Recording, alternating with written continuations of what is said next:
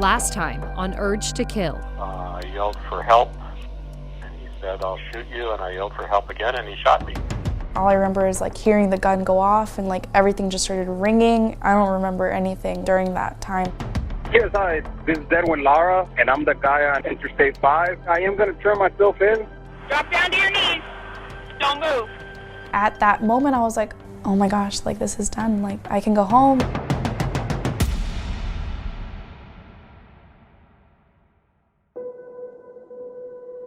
Before we begin, a warning. This episode contains graphic information about Kaylee Sawyer's rape and murder. The suspect describes details of the crime that may be triggering or upsetting to some listeners. Discretion is advised. It's Tuesday, July 26th, 2 days after Kaylee Sawyer's murder. Andrea Mays is sitting in a jail cell, all alone in the Tehama County Jail in Red Bluff, California. And they would come in and check on me every once in a while, and I would just be like, what's going on? Can I call? Can I get out of here? And they're just like, no, you need to wait. And I was like, oh my gosh, wait for what? What do you not understand? She's been through hell the last 12 hours. She's been kidnapped and taken against her will to a different state. She watched Edwin Lara shoot a man and carjack a family. And then when he turned himself into police, she thought it was all over. Until police arrested her too. Detectives think she was involved in Edwin Lara's crime spree as an accomplice. You realize at this moment they think you're a suspect. Then they ended up strip searching me and completely treating me like I was the criminal, and I was just okay, felt 100% violated after everything I had just gone through. Police take her fingerprints, interrogate her, and then tell her they're going to take her photo. When it got to the point of towards the end of the day, they were like, okay, we need to get your mugshot. And I was like, why? I didn't do anything. And I kept trying to tell them what was going on. And the mugshot shows Andrea in a peach-colored shirt with her hair in a messy bun. She has no makeup on. She doesn't look directly into the camera. Instead, she looks off to the side with an exasperated expression.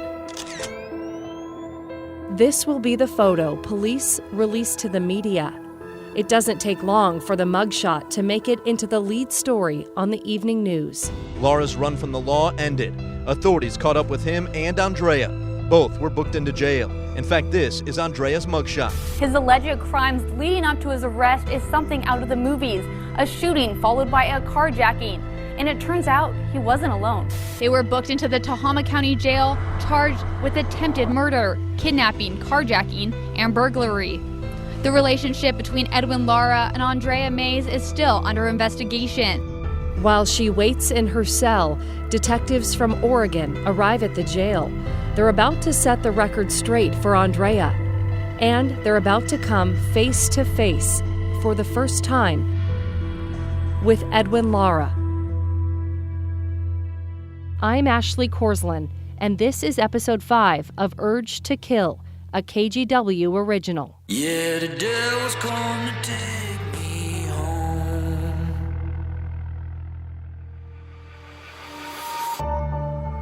Kaylee's mom, Julie Van Cleve, remembers the exact moment she heard the news about Edwin Lara's arrest.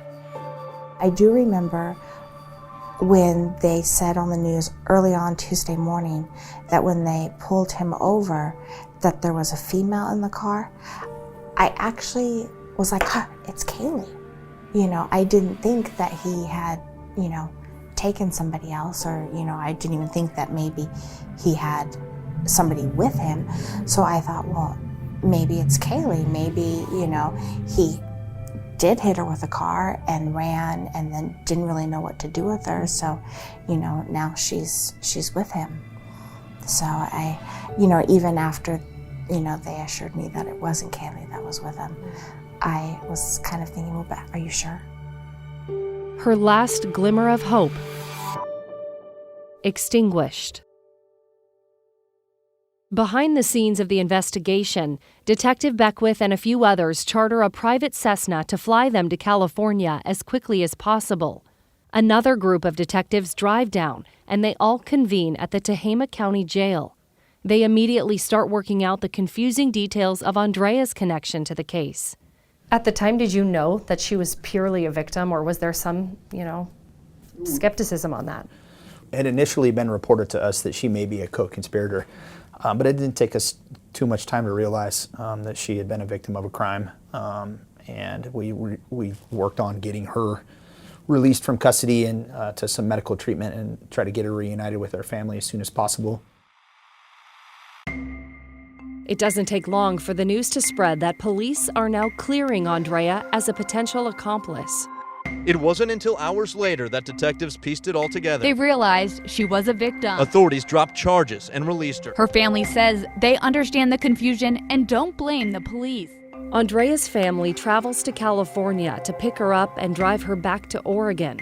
Some of her family members even do interviews with local reporters. It could have ended up very different. We're very grateful that way it is right now. She's resting now, and we just ask for everybody's prayers that she can be able to erase all that drama that she's seen, that moment that she went through. Back at the jail, Edwin asks to speak to detectives. He wants to tell them about Kaylee.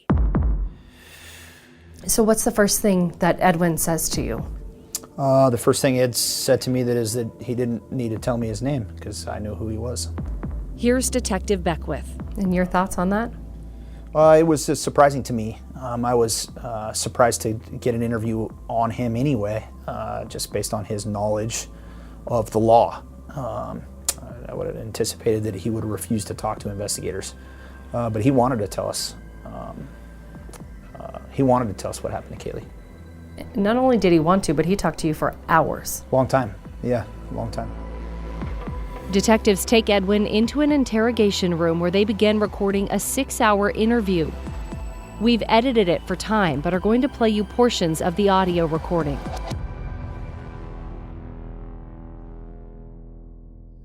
Just for the sake of being official, today's date is the 26th of July, 2016. I have about 12 hours. I'm Detective James McLaughlin. Present with me is Detective Sergeant Eric Beckwith with the Redmond Police Department. Edwin Lara, Enoch, Laura, is that right? Okay.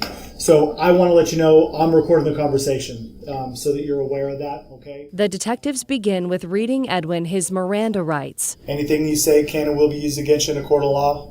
You have the right to speak to an attorney. And his consular rights. I also have to read you, these are your consular rights, okay? So I'm going to read this. That's because Edwin has legal status in the U.S. but isn't a U.S. citizen. Detectives have learned he's a Honduran native who came to America as a child. It says as a non-U.S. citizen who's being arrested or detained, you may request that we notify your country's consular officers here in the United States. Once they finish all the procedural stuff, they get right to their main goal. Finding Kaylee. Even though they suspect she's dead, they won't know for sure until they find her body. So at this point, nobody knows where Kaylee is. Did you know she was dead at that point? We'd assumed that she was not alive at that point, but we weren't sure. I know you've seen certain other interviews where people are talking about glimmers of hope, and you always hold on to that stuff. But we didn't know where she was. Their only way of finding her is by getting Edwin to tell them. What's it like to be sitting across from him face to face? It was difficult, for sure. I could feel the pulse in my neck. I was more nervous about him not telling us where Kaylee's body was than us being able to find out exactly what happened to her. I knew that if he was willing to talk to us at all, that he would eventually tell us the truth. But I was nervous. His initial demeanor when he entered the room, he laughs, he kind of scoffs, and he takes a deep breath and exhales like he's been waiting for us. I was not expecting that. Waiting and ready to talk to investigators.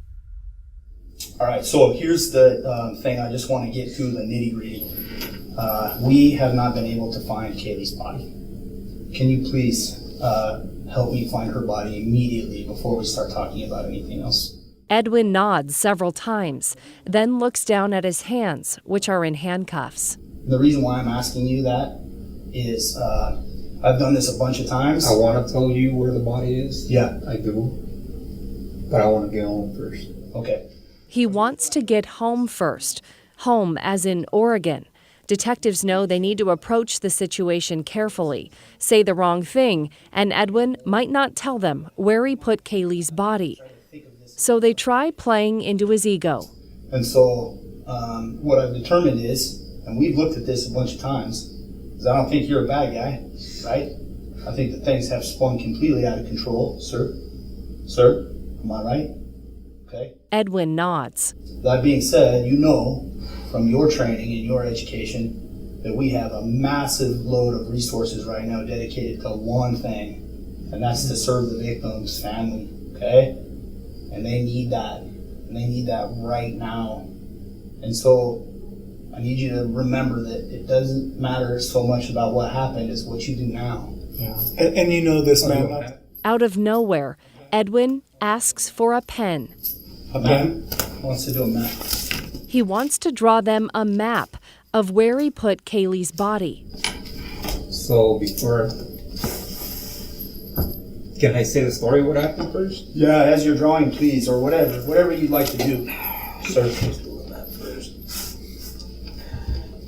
You want us to get you out of that stuff? I wait for now.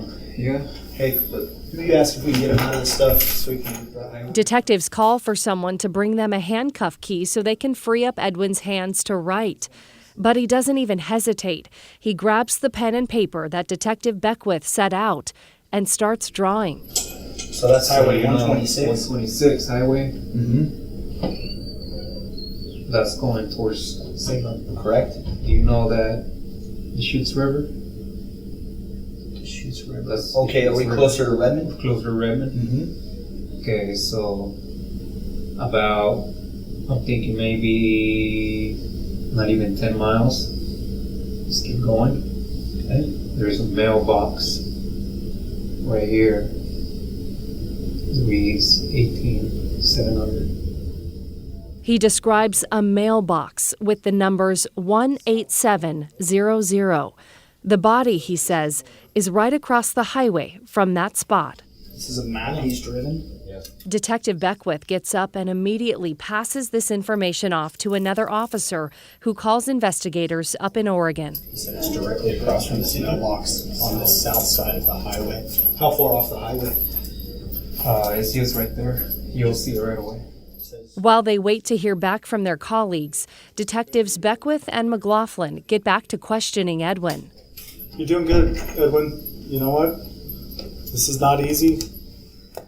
The next piece of the puzzle is figuring out what happened to Kaylee and why. We're going to hear what you have to say. We really, really want to. They know, based on the evidence they have found, that Edwin's story to Isabel about hitting Kaylee with the car is a lie. But for now, they're going to let him talk and see what he admits. So, what happened, man? What happened? Like the straight up, what happened? So I was putting the signs up where there was an event going on at the college. Edwin begins with this story. He was working Saturday night. It was late. He was putting up signs for an event that was supposed to happen the next day on campus, a bike race. Cyclist. He says he was in a hurry to finish his shift so he could go home. And I was going to turn south on College Way on the D4 lot. So I was going to turn south on the do not enter area there. And I didn't see her. She was wearing all black.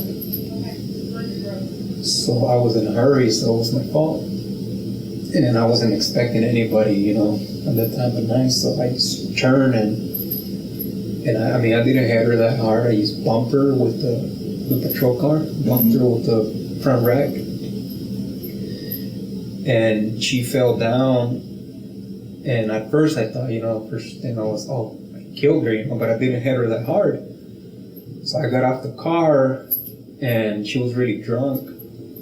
And then she looks at me and then she started screaming. She started screaming? Yeah, you did. She did. So I panicked and I just grabbed her by the throat. told her, shut up, shut up, shut up. So she passed out. I put her on the back of the patrol car, drove her up the B12 lot, and then I was panicking. I didn't know what to do. She already seen me. She saw my face. So I opened the door, and that's when she came back. She started screaming again. So I was telling her, shut up, shut up, shut up, shut up. She was just struggling to scream. So I threw her down and I hit her with a rock on the head. He says that's when he grabbed a rock and hit Kaylee in the head. After that, I dragged her body behind a tree there and I hit her with another rock. He grabs a second rock and hits her again. And that's when I think she died because I heard her breathing, her last breath.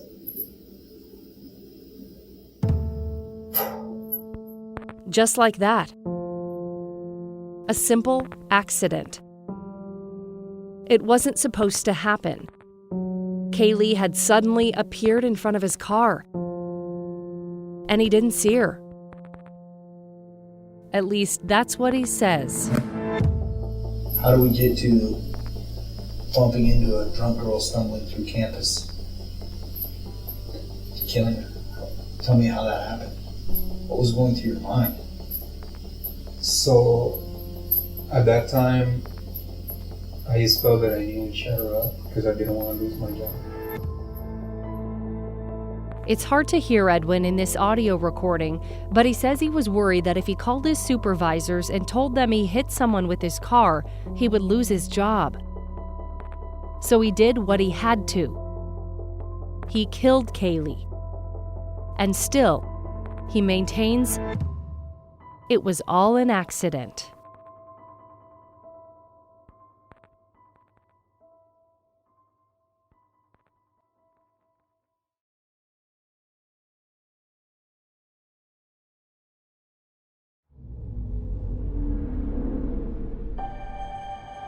Detectives Beckwith and McLaughlin know they're going to have to try everything they've got to get Edwin to crack. I'm thankful to you. I want to say that right away, that you hear what this man has to say and that you've got a heart inside of you. And I know, because I was in your house. I saw the Bible. I know you thumb through it a lot. I see that you've tithed for months consecutively. It's a long shot, but McLaughlin takes a unique approach. I know you have God in your heart. Okay? And that's just not a trick. That's eternal, right? You know that. But I'm not talking about this moment. I'm talking about the big picture. Okay? And so I appreciate your honesty. McLaughlin is a former pastor and tries to connect with Edwin over religion. I know you've served in the church for a while, right? Your dad, father-in-law, is a pastor, right?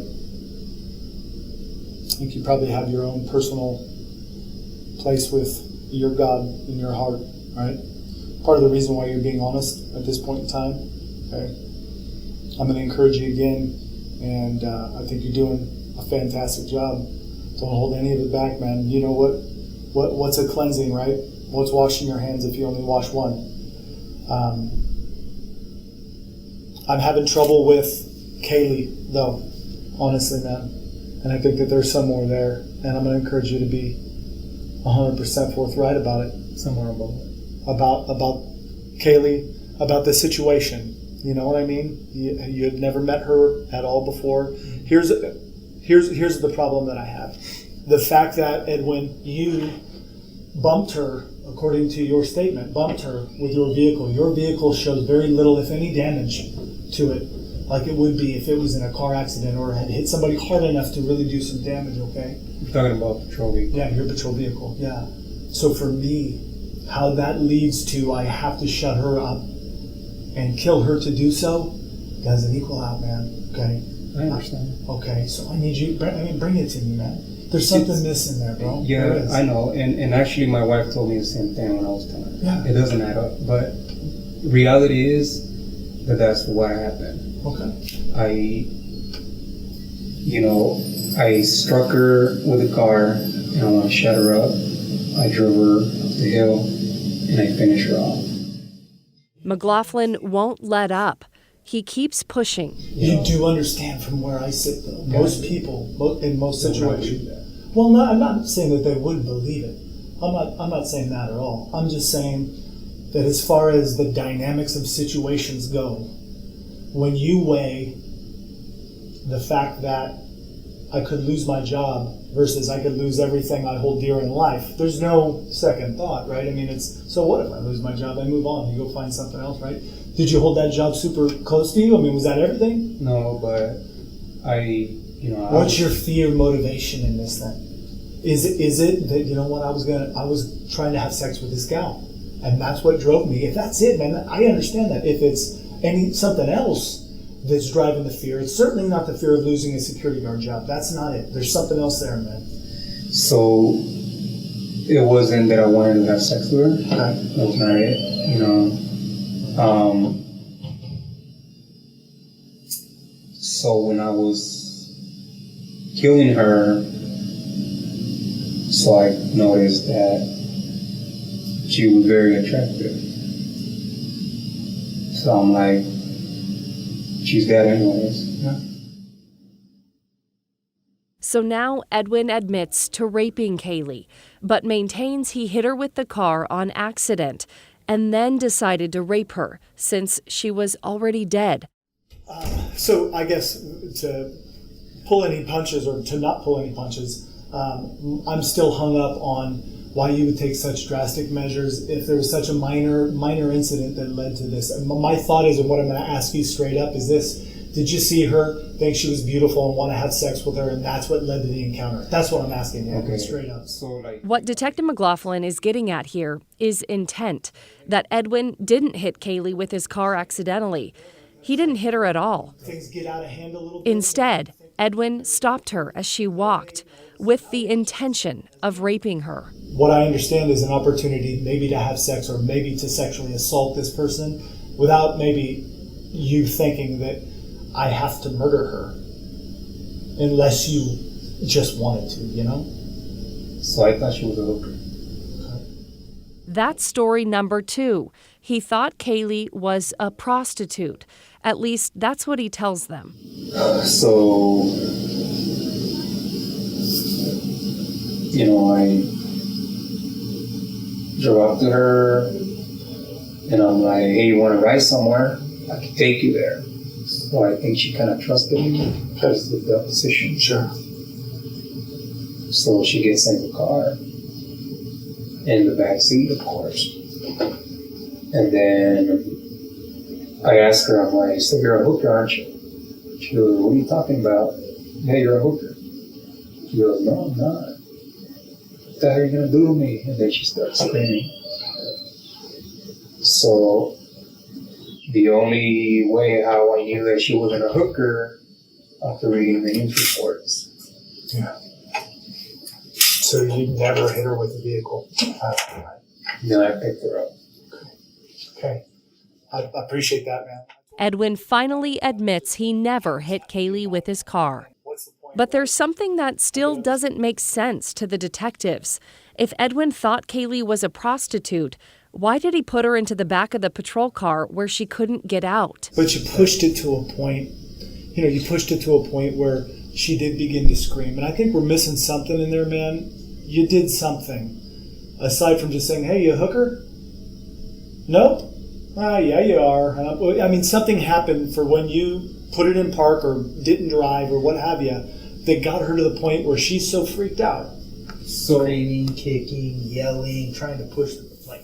And why did he take her purse and her phone from her? So a couple things you need to understand, and we're finally getting to the real problem here, we really are, is you knew she was never getting out the car the moment you shut that door.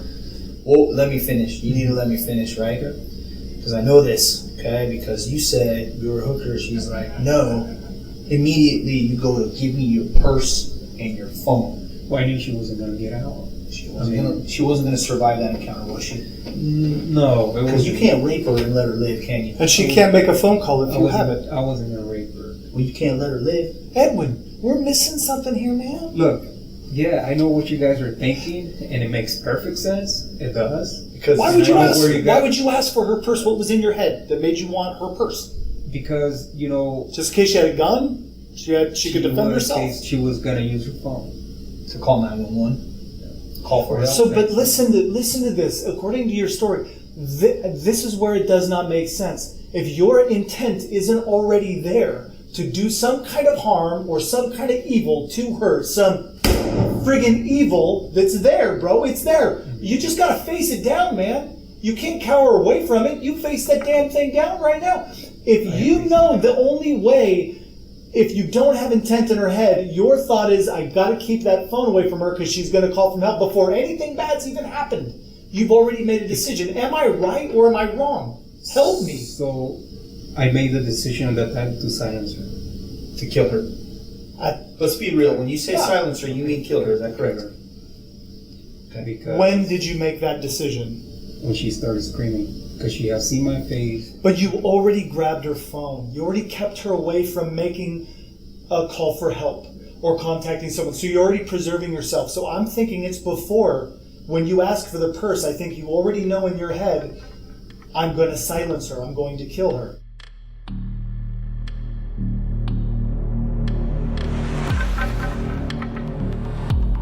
Edwin's story about thinking Kaylee was a prostitute, if you ask detectives, it's a complete lie. The truth?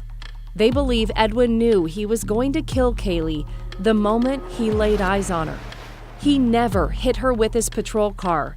Instead, she took him up on a ride home, an innocent and harmless assumption. And as she screamed to get away from him, Edwin hit her over the head with a rock the size of a football. Then hit her again with a rock twice as big. He knew the moment he stopped her along that dark road that she would see his uniform and trust him. She never had a chance. And she sees you and she thinks, a police officer. Thank God. Yep. And you use that power to get what you wanted. That's the bottom line.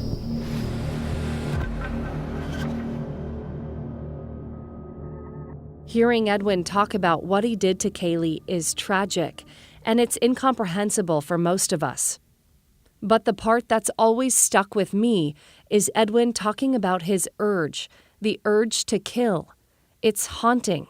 It's the only explanation he gives for taking a life, and it's why we chose that name for this show.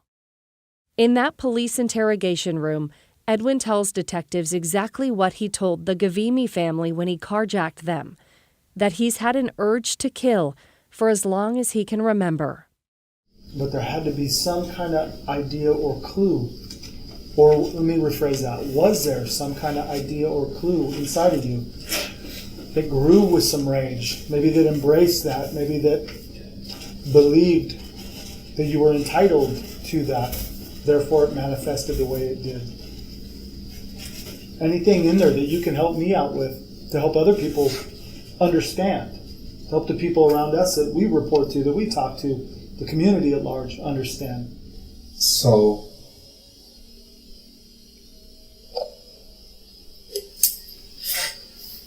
I think all throughout my life, I have struggled with somehow the urge to kill.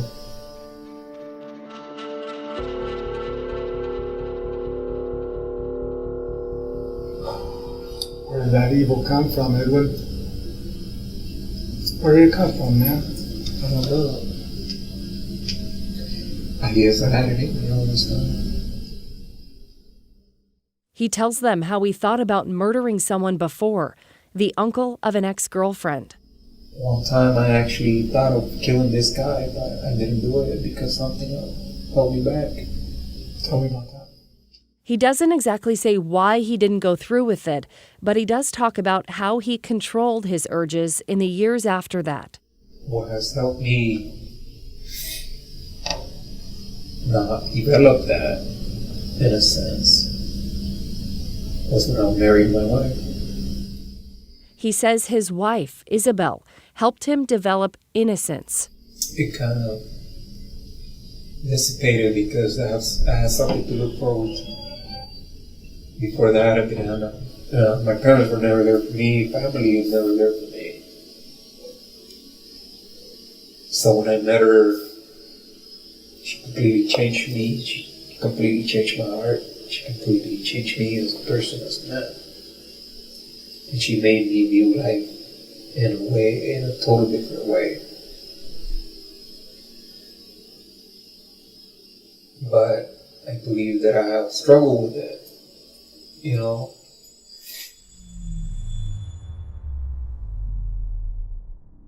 But that evil somehow got a hold of him.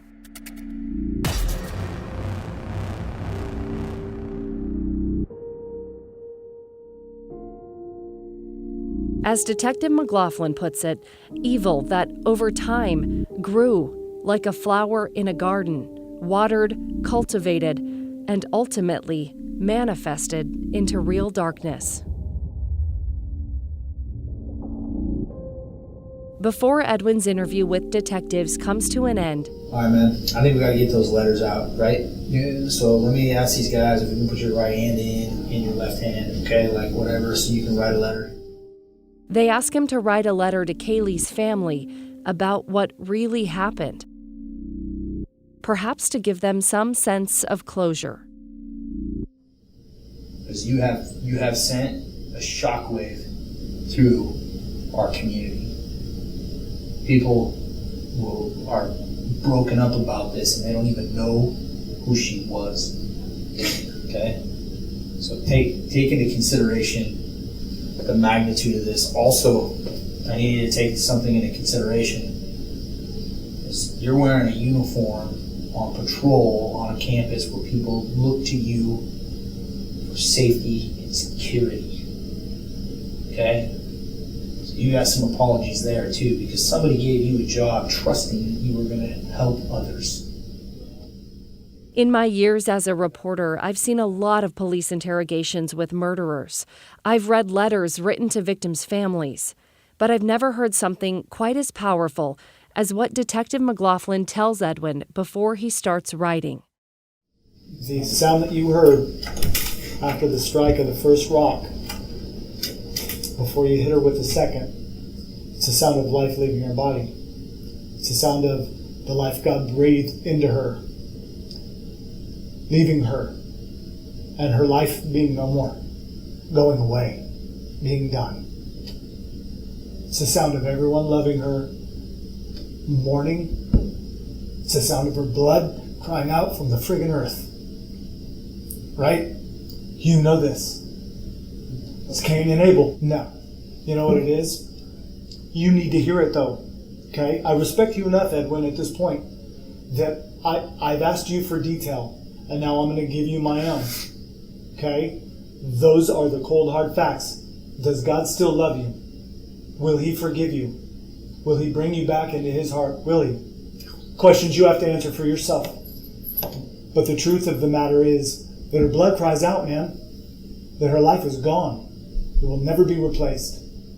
The truth of the fact is this. What you mistook for a hooker was an absolute angel.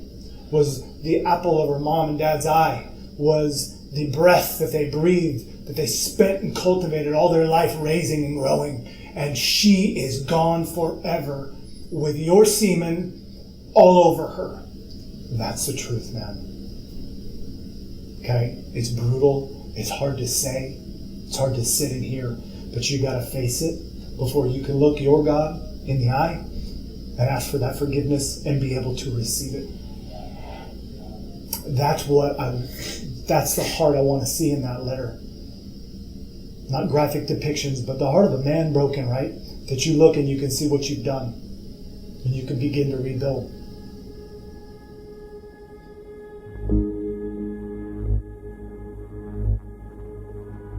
And we're going to give you total privacy. We got to leave that on because it's recording. Okay? And then how much time do you think you need? Maybe 30 minutes. Who's the first letter you're going to write to? Who? To the dad. To The dad? Because I don't know if it was an email or news. I read that he was desperate looking for her. Beckwith and McLaughlin leave Edwin alone in the room for about a half an hour. The video camera is still recording.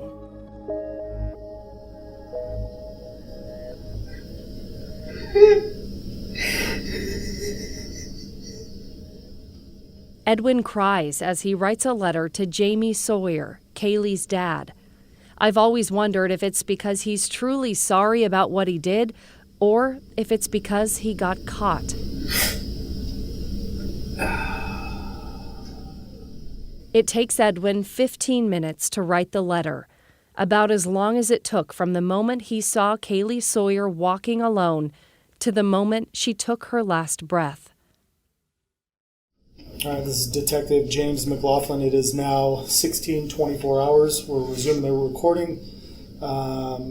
Present with myself in the room is Redmond Police Department Detective Sergeant Eric Beckwith and Edwin Lara. Is this addressed to Dad? Yeah, the last one is for COCC. Okay. I think it would play pretty well on recording if we read this out loud. It might show some of your emotion. Might show... Want me to read it? I would love you to read it. Thank you, sir.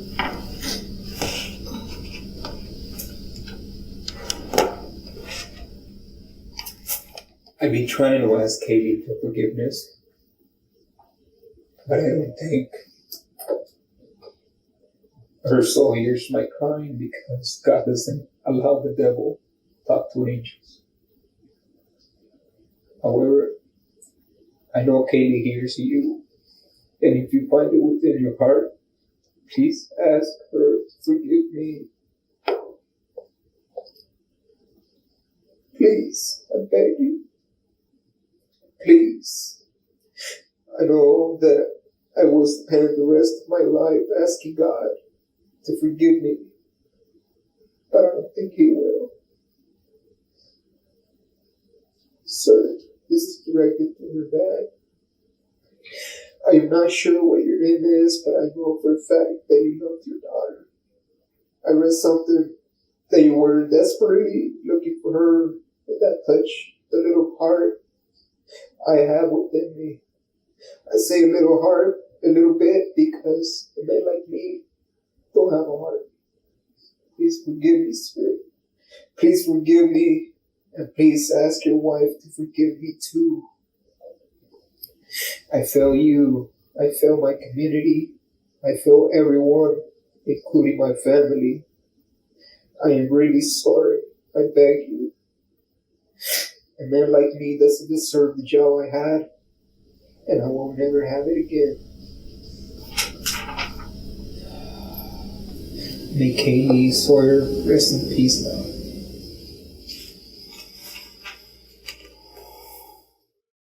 I'm standing at the end of the road, trying hard to sell my soul. I'm standing outside in the cold, shaking and shivering to the bone. And baby, there's a wolf at the door, and he's snarling, trying to sell his score.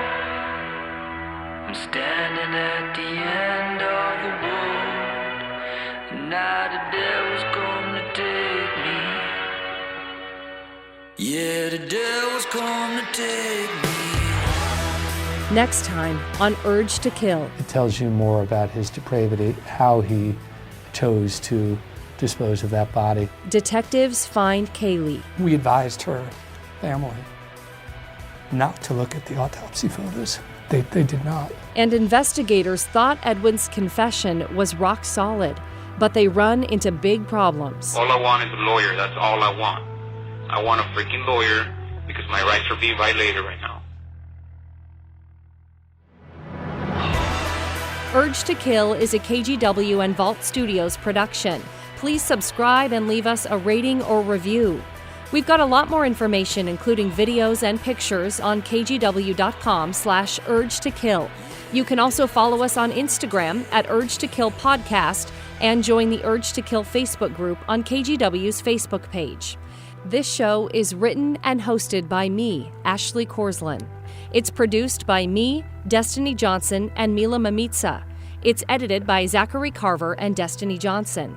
Original artwork by Jeff Patterson and videography by Eric Patterson. Special thanks to Ellen Boynton, Andy Thomas, and KGW management and staff. If you or a loved one are a victim of sexual assault, help is available 24/7. Call the National Sexual Assault Hotline at 1-800-656-4673. Or you can find help at www.online.rain.org. That's RAINN.